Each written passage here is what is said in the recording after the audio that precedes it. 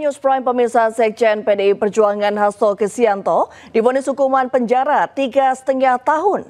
Hakim menyatakan Hasto terbukti bersalah dalam kasus suap serta perintangan penyidikan perkara Harun Masiku. Majelis Hakim Pengadilan Tindak Pidana Korupsi menjatuhkan vonis terhadap Sekjen PDI Perjuangan Hasto Kristianto 3,5 tahun penjara dengan denda pidana Rp250 juta.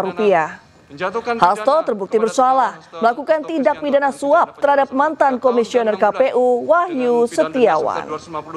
Sementara majelis hakim juga memutuskan jika Hasto tidak terbukti melakukan perintangan penyidikan KPK dalam perkara Harun Masiku.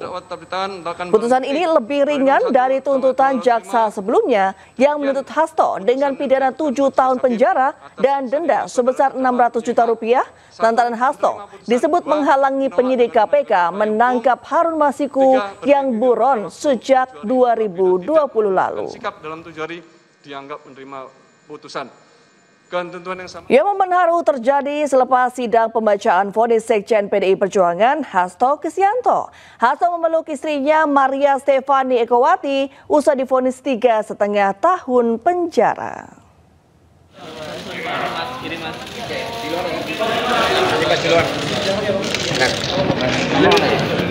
Ya, momen ini terjadi usai pembacaan vonis.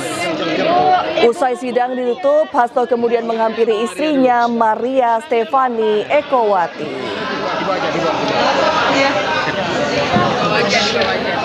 Ya, mereka terlihat berpelukan tanpa banyak kata yang terucap.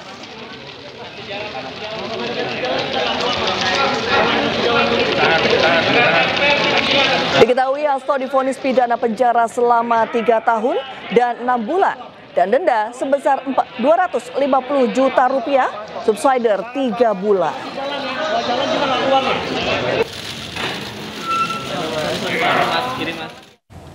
Mantan Gubernur Jawa Tengah Ganjar Pranowo hadir dalam sidang vonis Sekjen PDIP Hasto Kristianto di Pengadilan Tipikor Jakarta.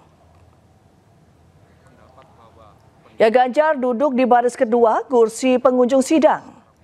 Di seberang kursi Ganjar hadir pula sejumlah elit PDIP seperti Adian Napitupulu, FX Hadi Rudiatmo, dan juga Jarod Saiful Hidayat. Usai pembacaan vonis 3,5 tahun, Ganjar Pranowo menghampiri Hasto Kristianto.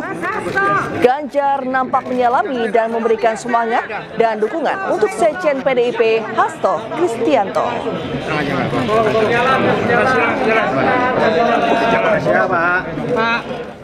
Kita ke informasi lainnya, pemirsa. Presiden ke-7 RI Joko Widodo menanggapi munculnya nama Abraham Samad sebagai terlapor pada SPDP dari Polda Metro Jaya.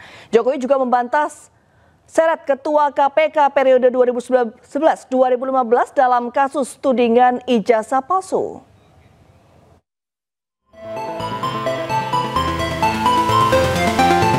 Abraham Samad terseret dalam kasus tudingan ijazah palsu Presiden ke-7 Republik Indonesia Joko Widodo.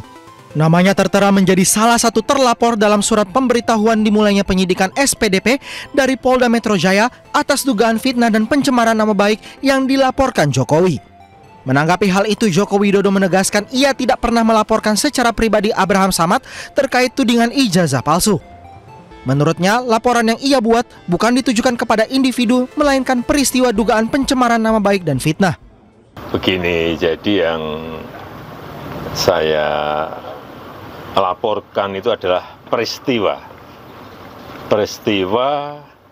mengenai dugaan pencemaran nama baik dan fitnah. Jadi saya tidak melaporkan nama. Kemudian ada tindak lanjut penyelidikan dari Polri dan muncul nama-nama itu.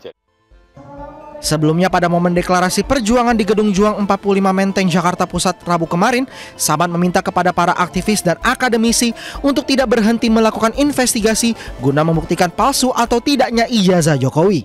Apa yang dilakukan oleh pihak kepolisian dalam hal ini Polda Metro Jaya membuat SPDP terhadap 12 orang ini adalah salah satu bentuk ingin meneror sedikit agar supaya dia menjadi kendor.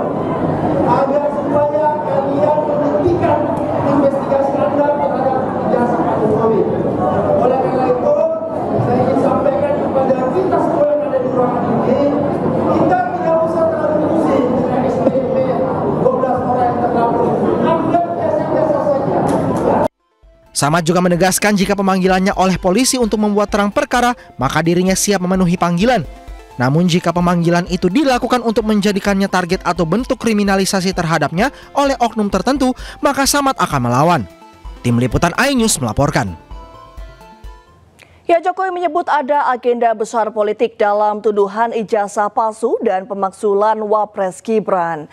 Jokowi menyebut isu ini dikendalikan oleh sosok besar yang semua orang sudah mengetahuinya.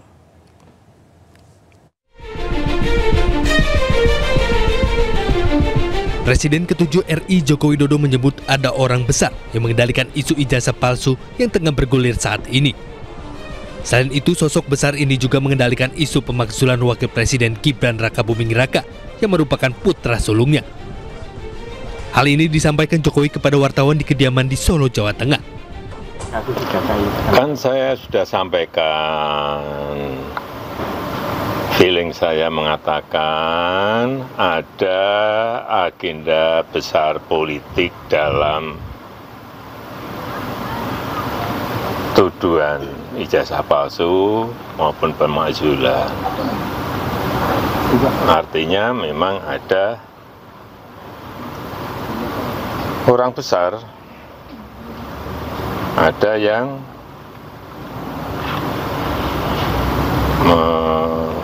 backup, ya itu aja. Pak Jokowi udah menduga nggak Pak siapa itu? Mengarah kemana? Mengarah ke? Ya semua udah tahu lah. Ya, kasih. Isu ijazah palsu Joko Widodo mencuat pada Desember 2024 saat Jokowi dilaporkan ke Barreskrim Polri oleh tim pembela ulama dan aktivis TPUA.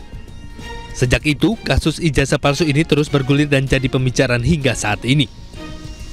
Sementara usul pemakzulan Gibran Rakabuming Raka dari kursi Wakil Presiden muncul pada pertengahan April 2025. Usulan ini datang dari Forum Purnawirawan Prajurit TNI. Organisasi pensiunan TNI tersebut memberi 8 tuntutan kepada Presiden Prabowo Subianto, salah satunya mengenai pemakzulan Gibran. Tim Liputan iNews melaporkan. Ya, kita ke informasi lain pemirsa. Setelah sepekan menerapkan kebijakan jam masuk sekolah pukul 6.30, pemerintah Kota Bekasi akhirnya memutuskan mengembalikan jam masuk sekolah ke pukul 7.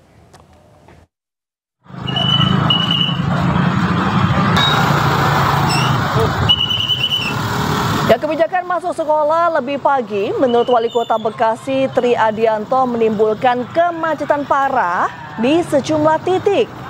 Ya, hal ini disebabkan waktu berangkat antara pelajar dan pekerja yang tumpang tindih.